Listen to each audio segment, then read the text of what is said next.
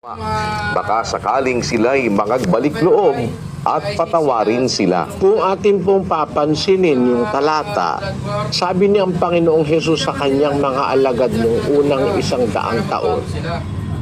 Sa inyo, ipinagkaloob, makaalam ng hiwaga. Yung knowledge, yung kaalaman, kaloob po yun eh. It is not acquired by any human, by himself, by his own effort. Unto you it is given. It is given. So it is an act of God giving the understanding and the knowledge about the mysteries of the kingdom of God. Isa po itong bagay na hindi po nakukuha ng tao sa sarili niya. Kaloob ng Diyos ang maunawa mo yung kanyang salita. Kaya po maraming tao, mag-aral man ang mag-aral, kundi naman pinagkalooban ng Diyos ng salita, para lang tayong singer. Mahilig ka sa kanta, meron po mahilig sa kanta pero ayaw ng kanta sa kanya. Meron naman may kaloob talaga na magandang kumanta, maganda ang boses, mahusay tumyempo. Meron ganun talaga eh. Ang tao po, kung mapapansin nyo ang kalakaran ng buhay, mga kababayan, may mga pagkakaloob ang Diyos. Ang isa sa mga pambihirang kaloob ay yung makaalam ng mga salita ng Diyos. Hindi po ito nakukuha sa seminaryo. Kaloob po ito.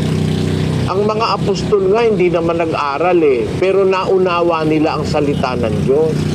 Basahin po natin ang Gawa 4:13. Nang makita nga nila ang katapangan ni Pedro at ni Juan at pagkatalastas na sila'y mga taong walang pinag-aralan at mga mangmang, ay nangagtaka sila at nangapagkilala nila na sila'y nangakasama ni Jesus. Yun, si Pedro po at si Juan, pangunahin sa mga apostol.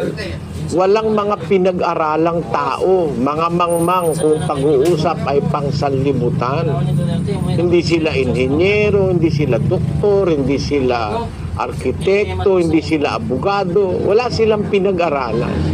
Pero dahil nakasama sila ng Panginoong Hesus, ipinagkaloob sa kanila yung pagkaunawa sa salita ng Diyos.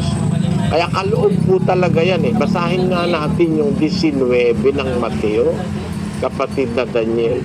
19:11. Datapwat sinabi niya sa kanila, hindi matatanggap ng lahat ng mga tao ang pananalitang ito, kundi niyang mga pinagkalooban. Ayun. Ang salita ng Diyos hindi makukuha na dahil gusto mong makuha o kaya basa ka ng basa ng Biblia o kaya lagi kang aral ng aral. Hindi po doon nakukuha yon mga kababayan. Kaloob po yon. Sabi ng Panginoong Hesus, hindi matatanggap ng lahat ng mga tao ang pananalitang ito, kundi niyang mga pinagkalooban. Kaloob po ng Diyos na ang salita ng Diyos ay maunawa ng isang tao. Kaya po tayo ay nagsisikap, mga kababayan, na yung atin namang naintindihan sa Biblia na alam nating katotohanan, hindi naman matututulan, ay gusto nating maibahagi sa inyo. Umpisa na tayo, mga kapatid. Opo, kapatid na Eli, at puntahan po natin ang lugar ng Doha, Qatar. Nandun si kapatid na Andy Perlada at ang ating mga paano. Go ahead, Qatar, please. Opo, kapatid na Daniel, sa araw pong ito ay ang magtatanong po rito ay si Mr. Josepino Lim. Siya po ay 31 years old, isa po siyang Katoliko. Ang akin pong katanungan lang po ay kung totoo po ba ang venial sin at ano po ang pinagkakaiba nito sa mortal sin? Ano po? Totoo na mayroong kasalanang mortal o ikamamatay. Kumbaga, mabigat na kasalanan. Ang ibig sabihin ng mortal sin, walang patawad. Meron namang kasalanang napapatawad. Yun ang tinatawag naman ng Katolikong venial sin. Basahin natin ang 5:16 ng unang Juan. Kung makita ng sino man na ang kanyang kapatid ay nagkakasala ng kasalanang hindi ikamamatay, ay idalangin siya at bibigyan siya ng Diyos ng buhay na ukol sa mga nagkakasala ng hindi ikamamatay. May kasalanang ikamamatay, hindi tungkol dito ang sinasabi ko na idalangin niya.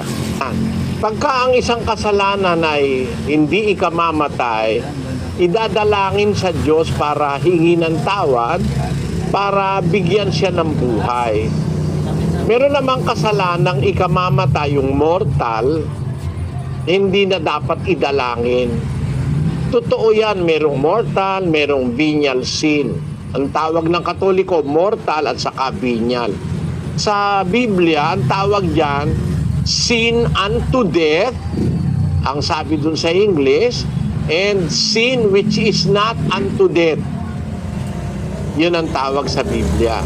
Ngayon, yung mga taong masasama, ang Diyos na nakakaalam po anong gagawin sa kanila. Pero para ipanalangin mo pa, magpamisa ka pa, para alisin daw sa purgatorio, wala na po sa Biblia yon. Kung totoo man na may kasalanang ikamamatay, dapat yung mga ganon, tinitiwalag yon sa tunay na iglesia. Pagka sumasadya na, itinitiwalag na. 3 ng Tito.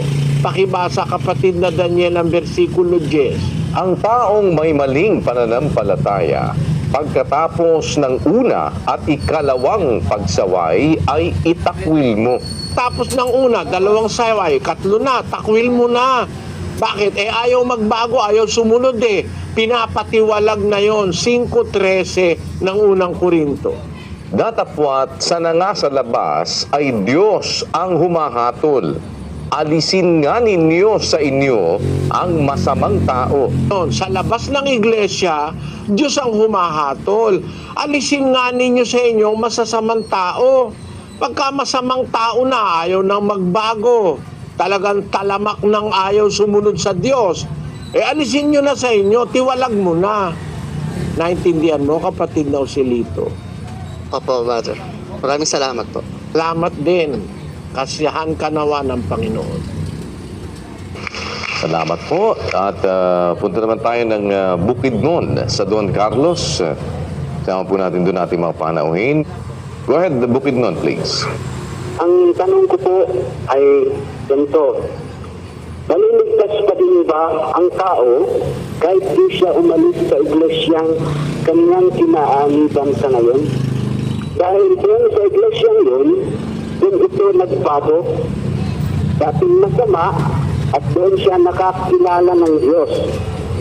Dahil mabait daw ang pastor, kahit mali-mali ang turo sa mga miyembro. Ano po ang masasabi ng Biblia patungkol dito? Alam mo, si Pablo ang apostol, kapatid, nasa relihiyon siya ng mga Hudyo.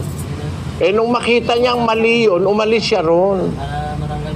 Kahit na yung kanyang mga magulang, mga kababayan niya, mga kamag-anak niya, ay taga roon sa relihiyon ng Hudyo, nung makita niyang mali, umalis siya ron Basahin natin yung 1:13 ng Galacia.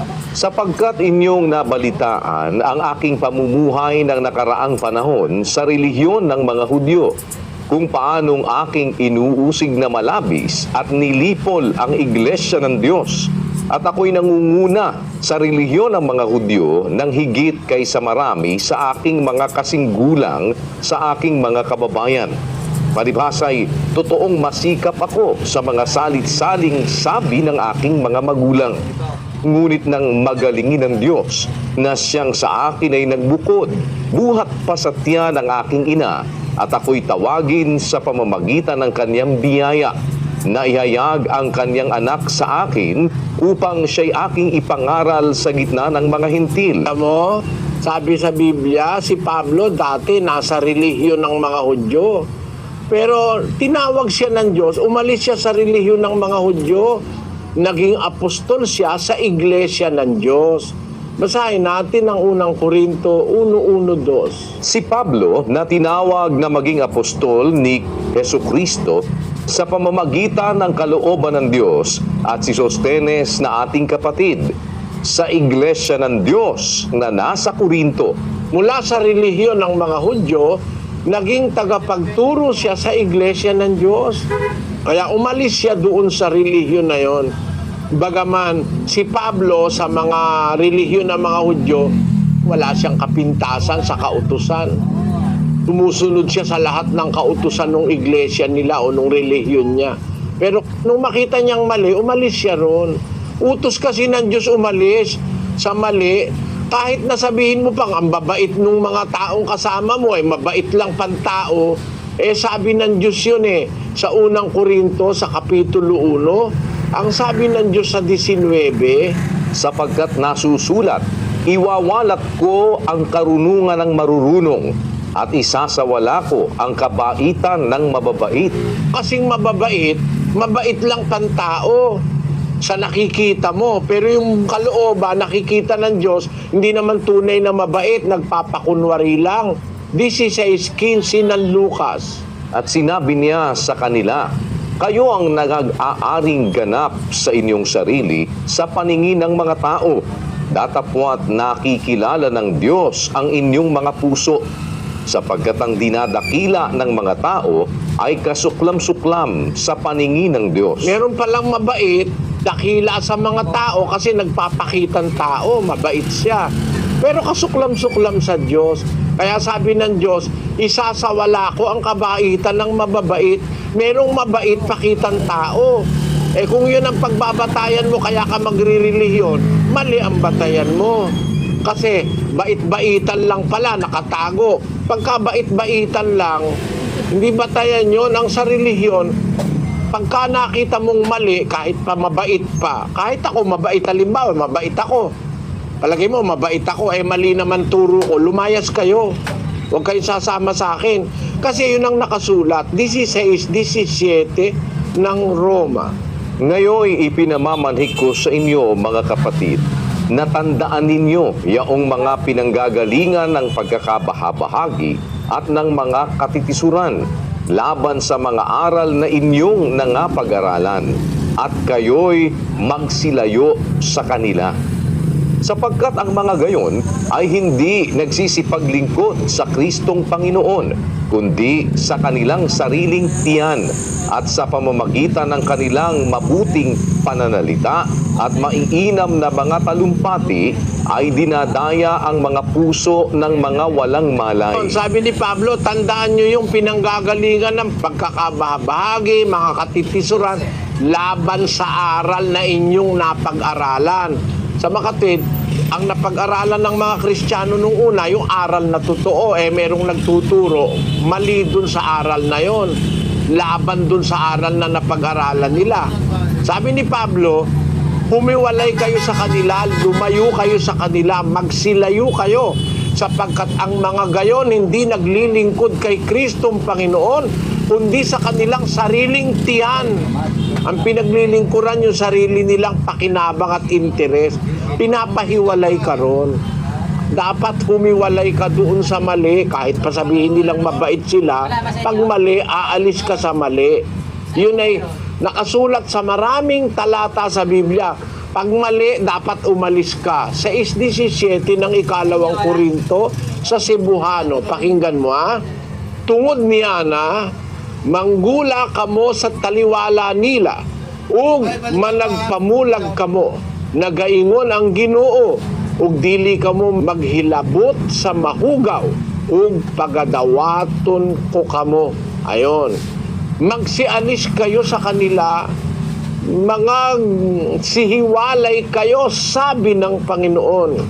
At huwag kayong hihipo sa mga bagay na marumi, at kayo'y aking tatanggapin. Pag nakita mong mali, dapat umalis ka. Kasi pag hindi ka umalis sa mali, maiimpyerno ka, sinasadya mo na. Nakakita ka na ng totoo, tapos diyan ka pa rin sa mali, fanatismo na yon. Panatiko ka na lang, hindi ka na relihiyoso. Kumbaga, sarado na isip mo. Hindi ka magiging dapat sa Diyos. Pag alam mo ng mali, doon ka pa rin. Mali po yun. Sana naunawaan mo, kapatid na Mark, ang sagot sa tanong mo.